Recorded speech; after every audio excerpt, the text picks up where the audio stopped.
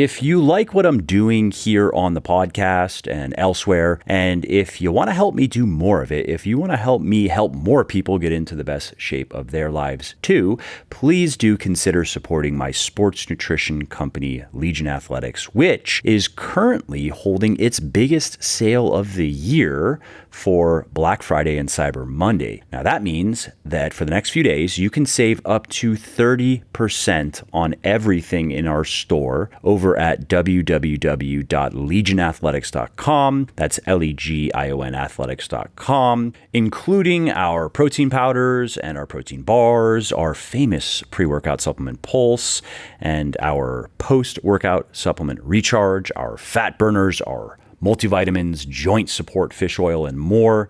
And as you'll see when you head over to the website, everything in the store is currently marked down 5 to 15%. And when you enter the code Friday19, numerals 19, at checkout, you'll save another 15%.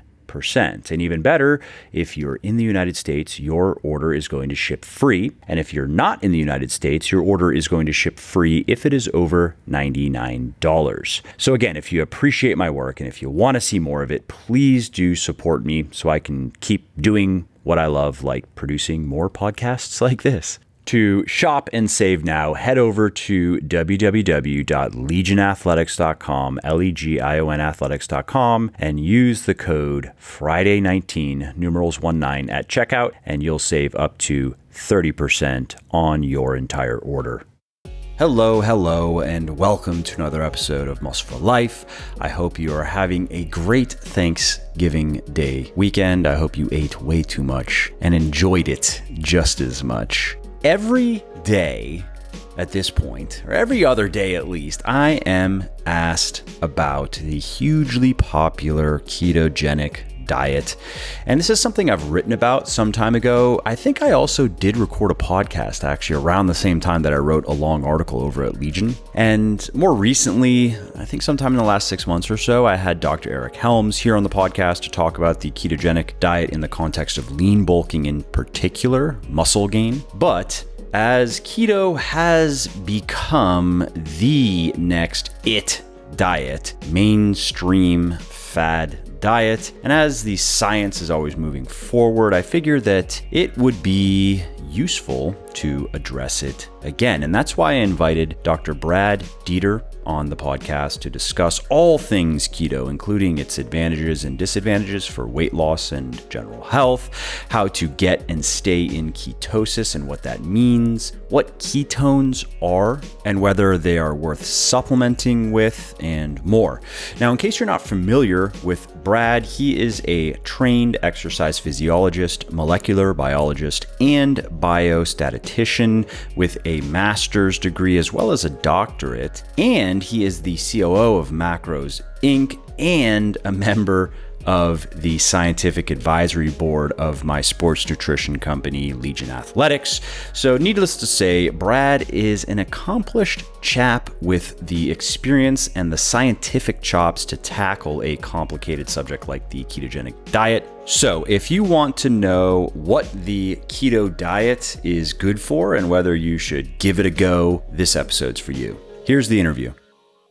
Hey, Brad, welcome to my podcast. Thanks for taking the time. Yeah, of course, Mike. I really appreciate you having me on. And I know we've connected quite a bit over the last few years, but it's nice to sit down and have a good long-form conversation here. I'm looking forward to it. Yeah, same. This is one that is timely because the keto diet is hugely popular these days, something I still get asked a fair amount about.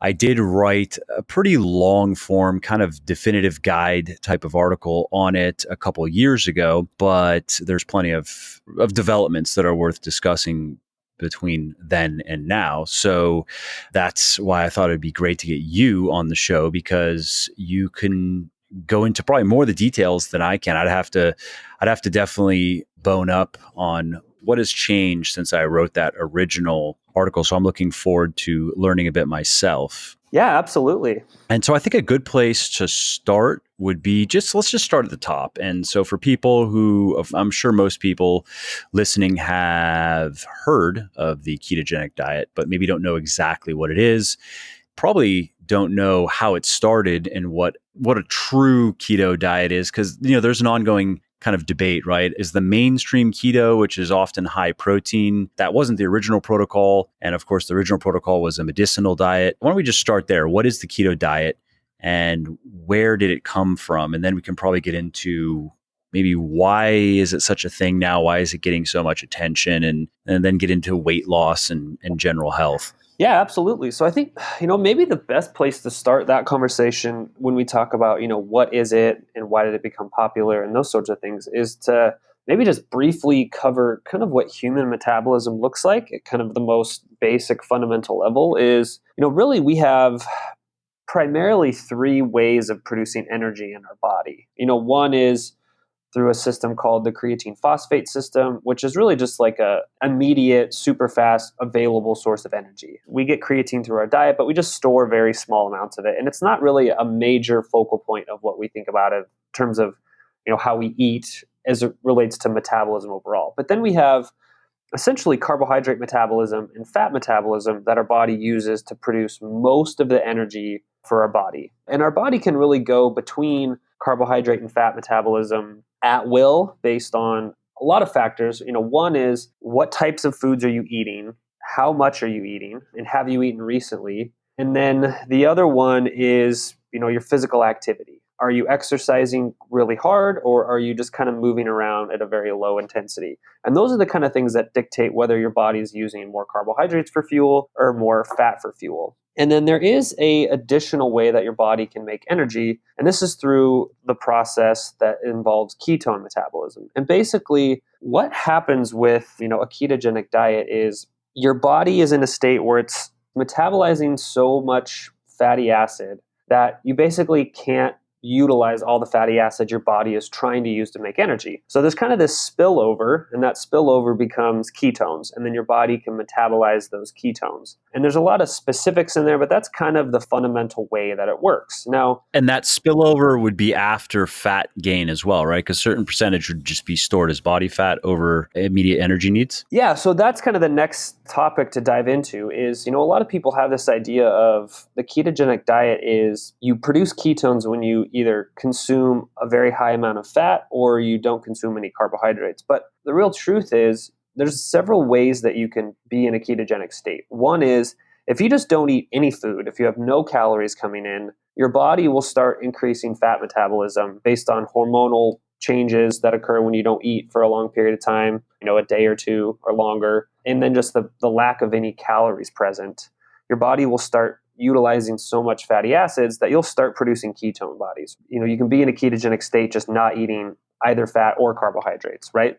And then another way is you can consume an adequate amount of calories and just have a very, very low carbohydrate intake. And then you can also be in a ketogenic state. And then if you're eating a moderate amount of carbohydrates, but you're eating a fairly large amount of fatty acids, you can sometimes also kind of trigger a ketogenic state as well.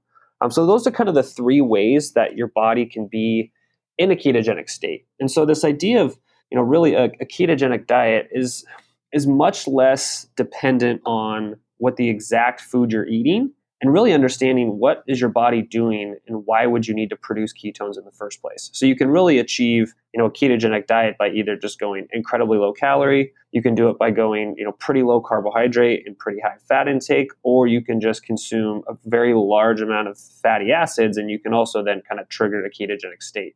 And those all look like very different approaches to eating food, and they can all result in very different outcomes, right? In some of those scenarios, you may gain weight. Some of those scenarios, you may lose a substantial amount of weight. And that would be driven by energy balance, of course.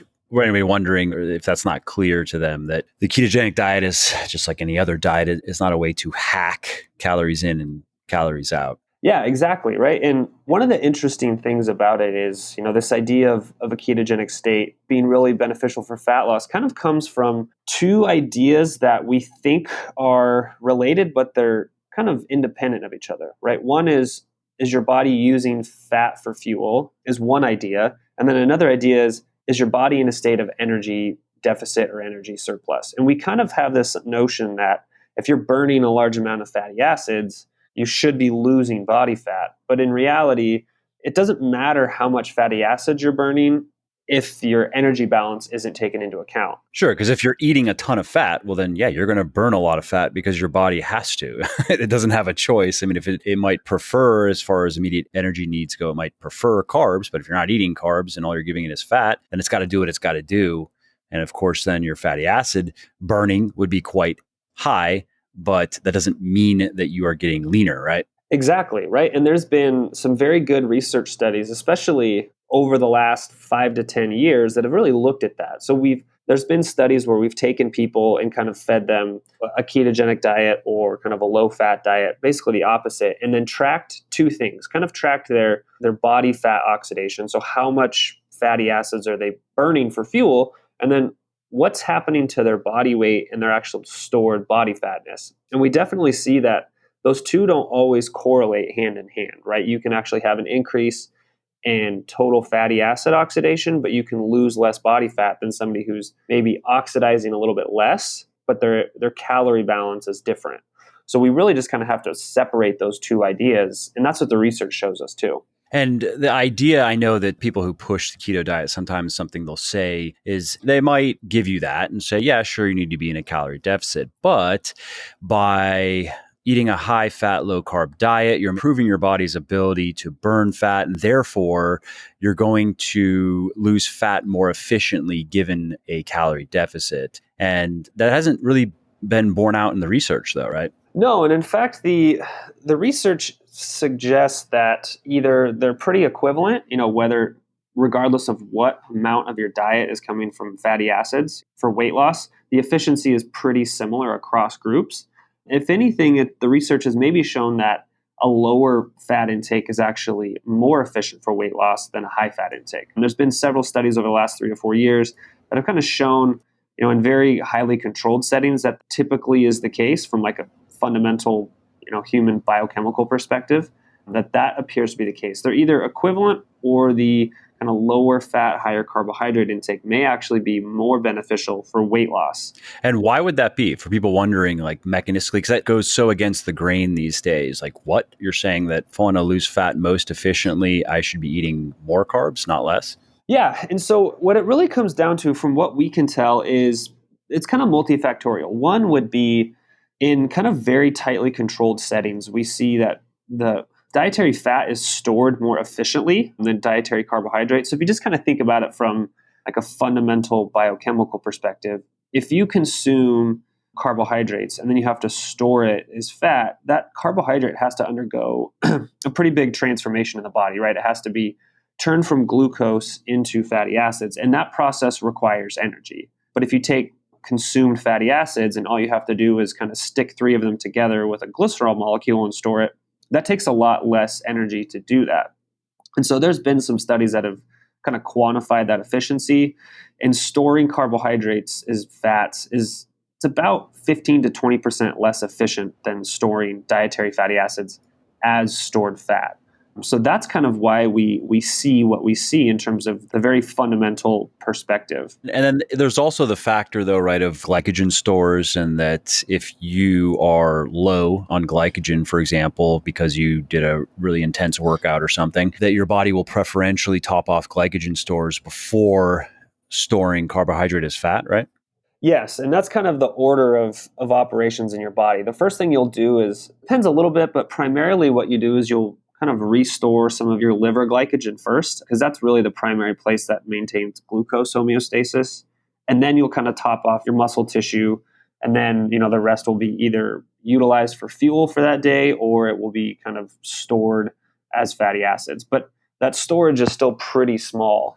Yeah, I mean, I'm sure you've seen some of these overfeeding studies where I remember in one, I think it was upward, it was like 800 to 1,000 grams of carbs a day for a couple days before. I mean, you know this, but people listening, the process is de novo lipogenesis, the process to turn a carbohydrate into fat. So before that really started to kick in, I mean, these guys had to eat a ton of carbs.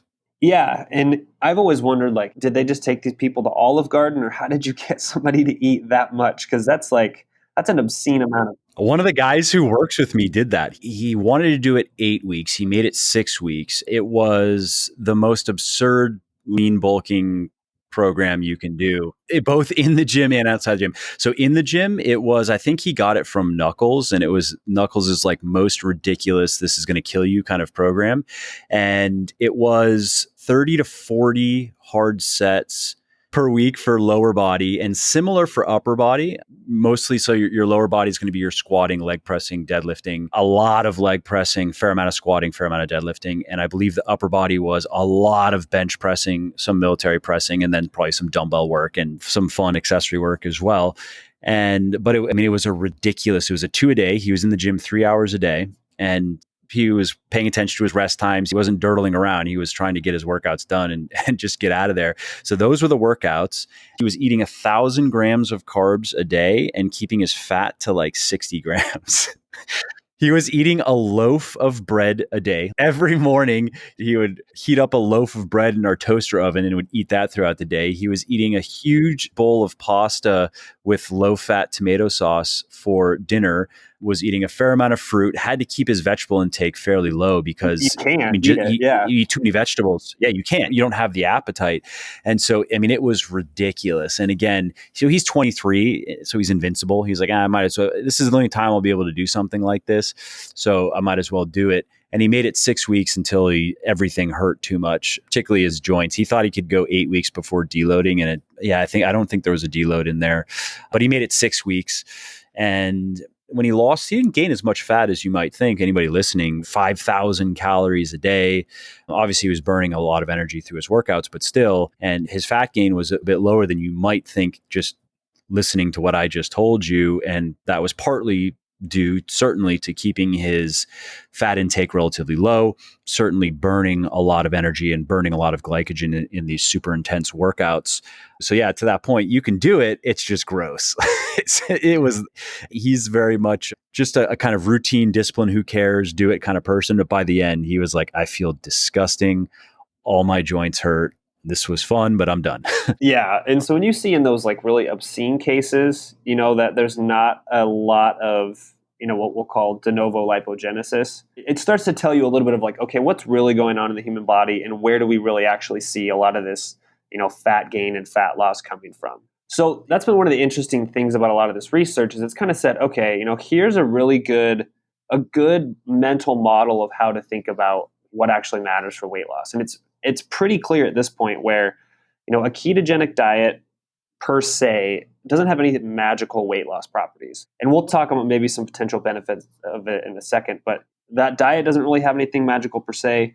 The state of ketosis itself doesn't have any magical, weight loss properties either. So those two things, it's kind of like, okay, well, there's nothing magical about it, but that doesn't mean it can't be a valuable tool for some people in some circumstances. And what would those circumstances be? Because if there's no metabolic advantage, and many people probably are not going to be generally as full as they would be if they were eating more carbs. I think that the research is clear on that as well, that most people are going to feel fuller eating more carbs, and especially if they're eating nutritious stuff that they should be eating and their carbs aren't just like sugar and candy and whatever.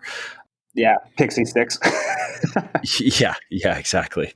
So then what would the advantages of the keto diet be? And I guess we can just stick to weight loss, and then we can probably shift to health, because that's kind of a different discussion. Yeah, so when we think about, weight loss, as we know there's a lot of things that really help dictate it.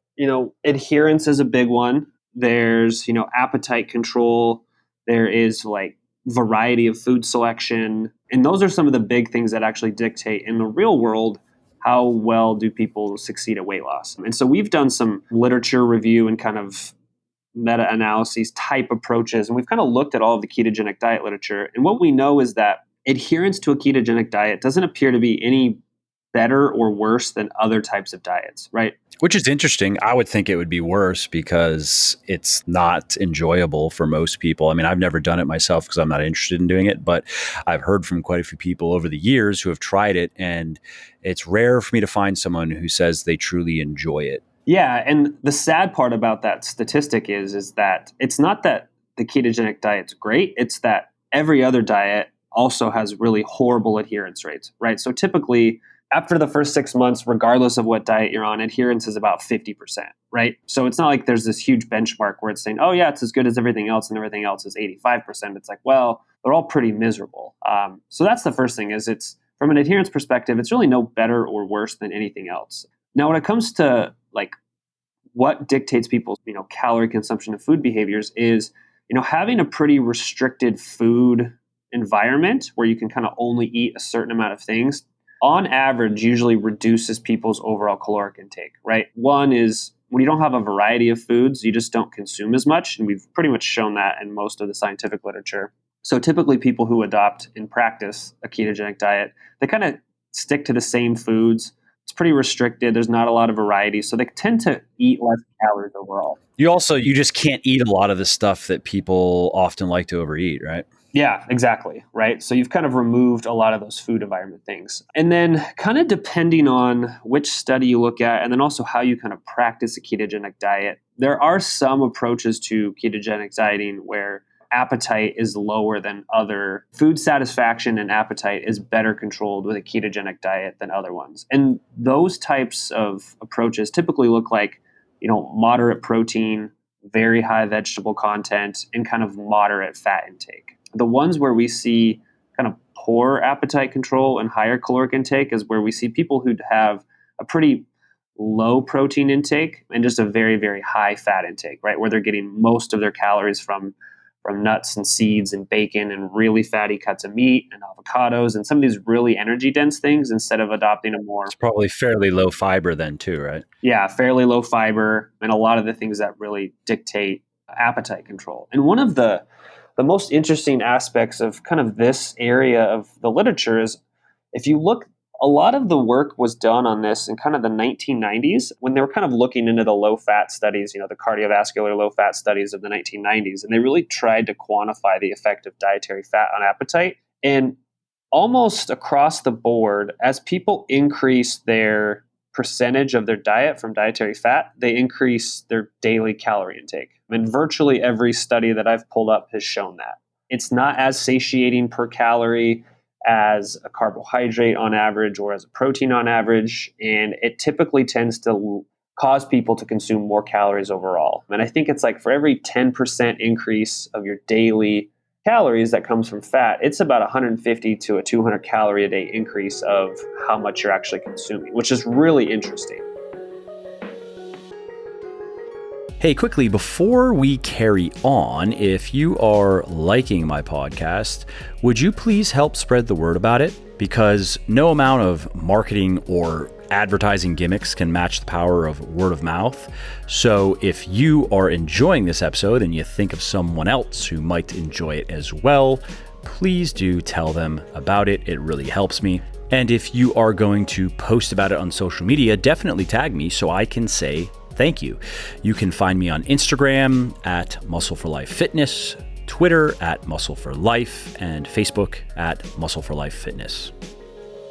Adding some fat to a meal of, let's say, protein and carb will increase satiety somewhat, right? But it's just the gram for gram, you're not going to get the same bang for your buck as you will get with protein or carbs, which also just contain fewer calories. So if you're going for maximum fullness, fat is not the way to get there. Of course, you need to have fat in your diet just for basic health reasons, and having some fat in the meals might make them a little bit more filling. But when you take out the carbs almost altogether and you drop the protein and just replace it with fat, you just don't get that same fullness from the food that you eat, right? Yes, exactly. And quick question. So to follow your whatever, I don't know if there are different flavors of the keto diet these days. I mean, the original keto diet, right, was a low protein, very high fat, low carb for people with seizures, if I remember correctly, right? Yeah, so the original use case for a ketogenic diet was in children who had epilepsy that was kind of untreatable with anything else. And what those diets looked like is it was about 90 to 95% of their daily calories was coming from dietary fat. That was kind of the most extreme version and approach, but that was what was used as kind of a treatment for these children. And if you kind of look at that literature, that's a pretty extreme intervention for these kids. I mean, there's a lot of side effects and kind of adherence issues that came with it, as you can imagine. Absolutely. And now what we have is kind of like a more moderate, almost like fitnessy kind of version, right? So it's higher protein, Where is that carbohydrate cutoff, though, generally supposed to be to maintain a state of ketosis? Because if you eat a lot of vegetables, you actually can get to a fair amount of carbs, depending on what vegetables you're eating. It's not impossible to get to 75, 100 grams of carbs a day eating, and not that there's anything wrong with that, but just eating mostly vegetables, like cutting out all the quote unquote carbs that people would normally think, okay, I'm not going to eat the bread. I'm not going to eat the cereal. I'm not going to have the sugar, and I'm going to replace it all with fruits. And well, I guess fruit you'd even have to be careful with, but even just vegetables. Is that generally a concern, or is the idea that, oh, well, you can eat really as much vegetable as you want, you have to watch your fruit? Is there like a number that you're supposed to? I've always heard 50 grams. Like if you want to follow a true ketogenic diet, at least as it's being promoted these days, you can eat a fair amount of protein. And I guess there's a debate over that as to the effects in the body and does it take you out of ketosis? I'd be curious to hear your thoughts on that. But then there's also the amount of carbs from any source. If you're going over 50-ish grams, it's not a quote unquote like purist keto diet. It's one of those things where it's very context dependent. So if you're in a calorie deficit, you're more likely to be in ketosis than if you're in a calorie surplus, regardless of your carbohydrate to fat intake ratio. So that's kind of the first thing. And then the second thing is it really depends a lot on what's your physical activity level, what is your kind of genetic predisposition. But on average, we published an article where we actually took all of the studies we could and we pulled out all of the carbohydrate intake data and actually looked at levels of ketones in the blood. And what we see is, on average, anywhere below 100 grams a day pretty much increases your likelihood of being in ketosis. And that 50 gram per day mark is where we start to see it's pretty consistent that people consistently show levels of elevated ketones in their blood, right at about 0.5 millimoles per liter. That's kind of operationally, where that looks. So that kind of 50 to 100 gram range is, for most people, when we talk about practical application, that's where most people will kind of fall into a state of ketosis. And that means then that like you don't really have room for fruit. Maybe you could do an apple or something, but if you're going to get just 4 or 5 servings of vegetables a day, that alone, I'd have to look. I mean, I do have to look at my meal plan. Probably puts you at about 70 to 80 grams of carbs a day. And I don't eat necessarily carbohydrate rich vegetables. I'm eating broccoli. I'm eating onions, mushrooms, lettuce, stuff like that. Yeah, that's kind of, for most people, if you're avoiding starchy carbohydrates, you're probably going to fall under that 100 grams per day range for most people, as long as you're not eating a lot of fruit. Not being able to eat quite a few of the foods that you like to eat. Are there situations where you still, though, would recommend it? Would it just be like, well, if you like it, then do it? Or maybe if you are very overweight and you're not exercising very much, or some other kind of special circumstance where you'd say, actually, it might make sense for you to start here or to try this? Yeah, so I'll recommend it in some regards. Usually what happens if I have a client who's, pretty inactive, pretty overweight, needs to lose a substantial amount of weight, and kind of high intensity physical activity is not anywhere in the near future, and they kind of like things super simple. They're not overly interested in, tracking their calories. Those are somebody who I will say, okay, let's kind of adopt the principles of this diet, but let's not worry about tracking your ketone levels because it doesn't matter. Yeah, there's no reason to be dogmatic about it. So really what you're talking about is let's just cut your carbs down. Let's just focus on eating some fruit and some vegetables and some lean protein and some healthy fats. And you know that their calories are going to come into more or less where they need to be to sustain sustain a good amount of weight loss over time. And it keeps it simple, right?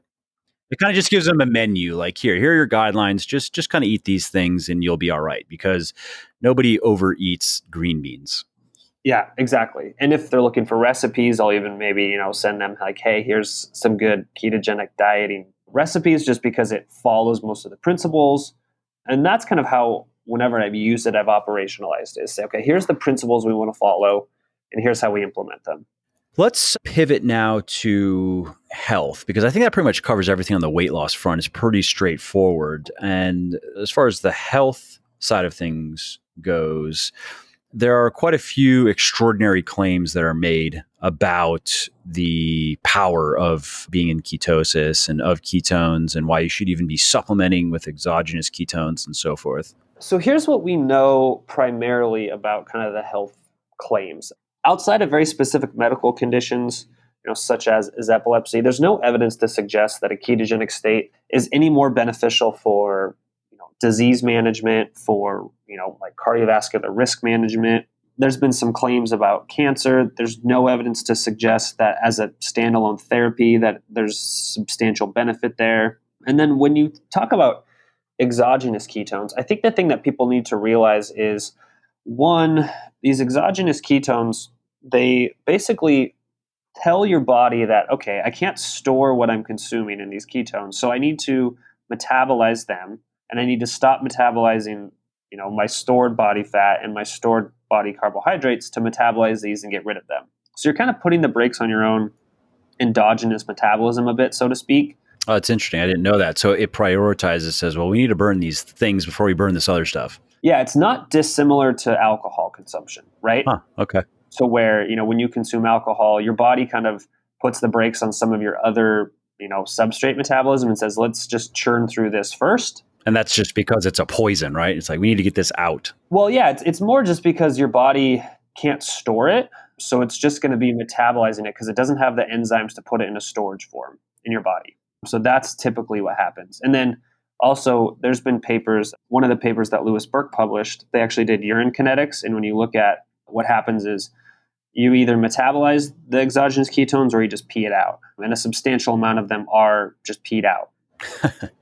So that goes back to the common criticism of multivitamins. Like, oh, you just like to have yellow pee. You just like to pee out a bunch of, excessive amounts of like vitamin C and stuff. Yep. Yeah. So your body will take what it needs and it will pee out the rest. Interesting. And so on the point of some of these health claims in particular, what are your thoughts on, because something that and you hear this, and it is from a perspective of rhetoric and persuasion, it's a smart angle where somebody would say, and it might be somebody who has similar credentials as you, for example. So somebody who appears to have credibility, and they'll say like, well, yeah, that's what the weight of the evidence says right now, but I'm ahead of the science, basically. Like, I'm so deep into this and into the physiology of it, into the mechanisms. I'm making a prediction and I'm saying that the evidence hasn't caught up yet. And I've just heard that in connection with some of the supposed health benefits. It reminds me of fasting, a similar thing where this is supposed to be like a powerful biohack for anti-aging is pushed a lot, right? Longevity is pushed a lot. Yeah. I mean, my response to that would be, if you think you're smarter than the rest of the world's smartest people, you either are very much the lone genius in the world or it's pretty egotistical. So, the fact that you can be ahead of the curve, but most of the time what happens in the scientific literature is things are published 3 or 4 years after the actual studies are done. So the people who've published these studies are 3 to 4 years ahead of the people who are reading the literature and interpreting it and then, positing ideas. So they've probably also carried on the next study to answer the question that you're positing. So that's one thing to keep into consideration. And the other one is there's been a substantial amount of research done on this topic, right? Obviously not every question's been answered, but we do have a pretty good understanding of what the potential health benefits are, what the potential lack of health benefits are, and that anything that we do find that maybe is a much longer term answer is anybody's best guess, because we'd have to do studies for 30, 40, 50 years to see that, and nobody has that data. So people who kind of claim they know the answer are just guessing, right? It's like speculating in the stock market. Some people are going to be right, some people are going to be wrong, but you're basing it on, speculation. Yeah, that makes sense.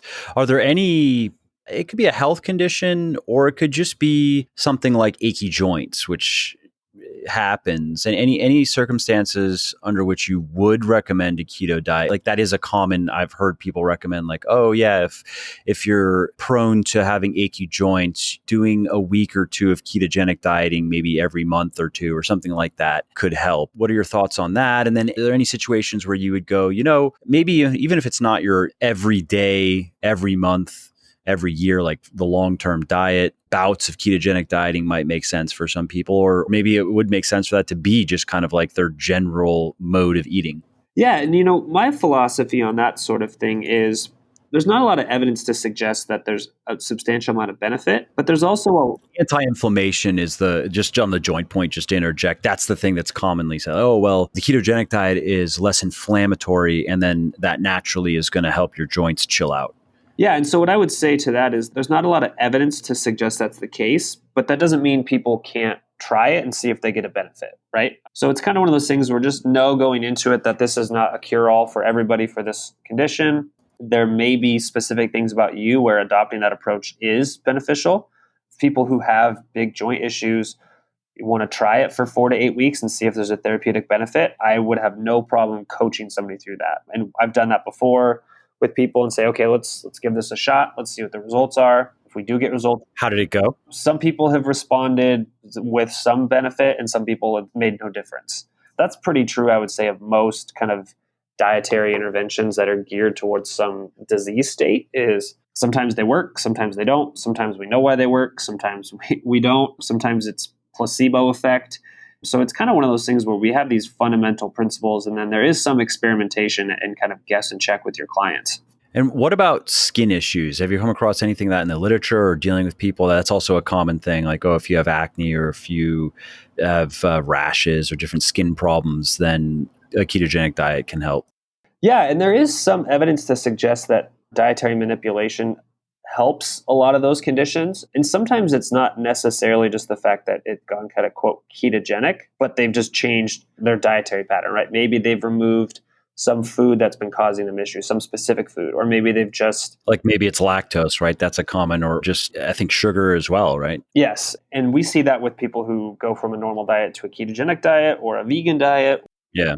Paleo or whatever. Yeah. And it's typically what happens is you just have a big shift in what's coming into your body, and that kind of changes your microbiome, it changes your metabolism, it changes some of the oils that your skin is producing, all that sort of stuff. So it can be due to the dietary manipulation, and it could be that adopting a ketogenic approach worked, or it could just be you're removing a certain type of food.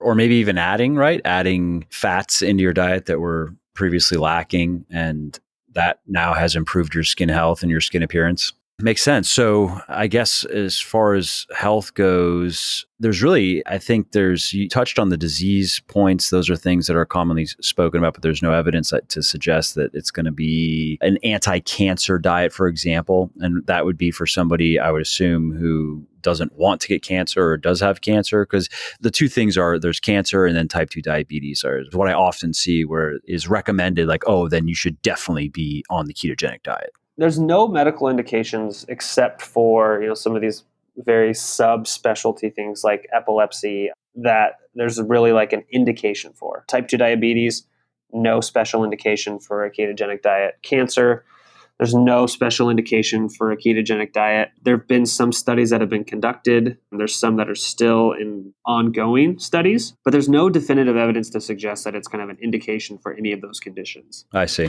Okay.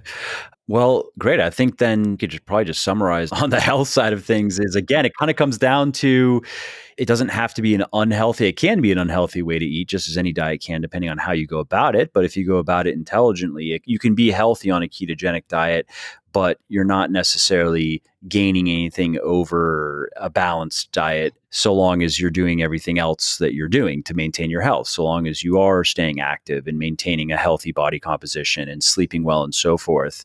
Would you agree with that? Absolutely, 100%. Cool. I think that's everything that we need to touch on then on the points of weight loss and health. And if anybody listening is wondering why we didn't go over muscle building, it's because about 6 months ago, Eric Helms came on and talked specifically about that. So if you're wondering about the ketogenic diet and muscle building, I would suggest anybody listening, just go listen to that interview. Eric does a great job breaking down. It's essentially this exact type of discussion, but all around muscle building. A lot of the same is, yes, it can work. It's probably not as good as a higher carb diet for most people, but you can make it work if you want to. And so that kind of just seems to be the theme all around with the keto diet, right? Is there's nothing particularly special about it. If you really want to do it, you can do it. If you like it, you can do it. If you have a certain condition that it happens to help, then great. That's of course a reason to do it. But outside of those things, like there's no reason to try to force yourself into that straitjacket just because Dr. Oz says it's the new miracle diet. Exactly. Anything Dr. Oz says, you should take with a big grain of salt. Maybe just do the opposite. Maybe that should be the first assumption. That's a good heuristic.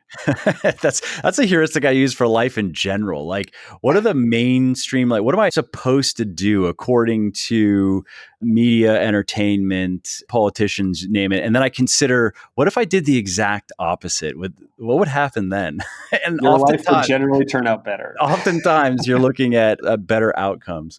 But no, I really appreciate you taking the time to break all this down, Brad. And let's wrap up with telling people where they can find you and find your work, how they can reach out to you if you probably have a wait list for clients, but if they're interested in your services and, and anything else you want the listeners to know about. Yeah, awesome. Thank you, Mike, so much for having me. Really appreciate the chat and looking forward to connecting again. The best place you can find me, so I'm currently the Chief Operating Officer at Macros Inc. We're a nutrition coaching company. So you can find us just at macrosinc.net.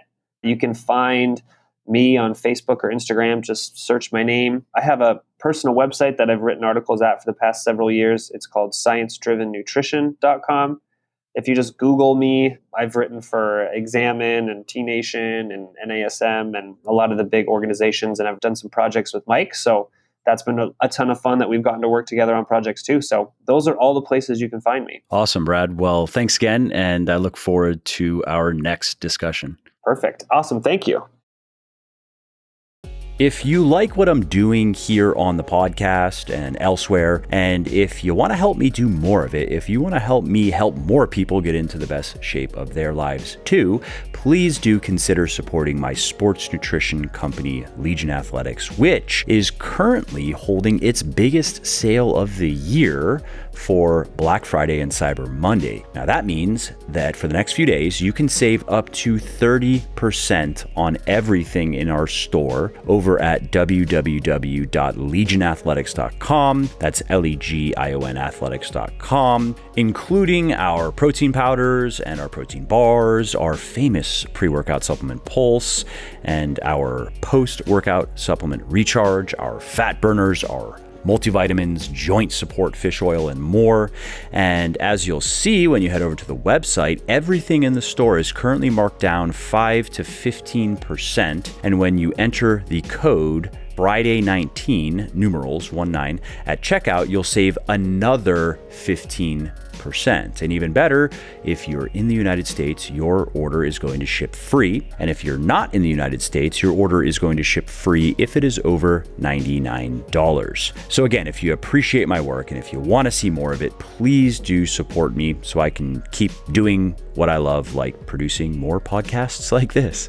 To shop and save now, head over to www.legionathletics.com, Legion athletics.com, and use the code Friday19, numerals 19 at checkout, and you'll save up to 30% on your entire order.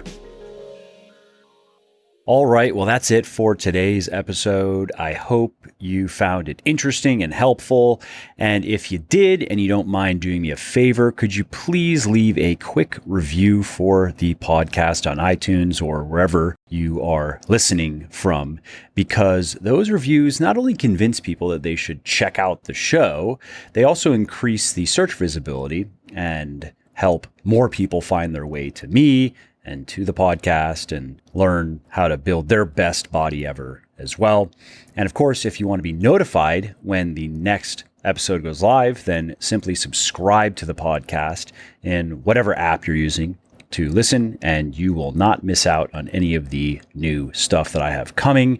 And last, if you didn't like something about the show, then definitely shoot me an email at mike@muscleforlife.com and share your thoughts. Let me know how you think I could do this better. I read every email myself, and I'm always looking for constructive feedback. All right, thanks again for listening to this episode, and I hope to hear from you soon.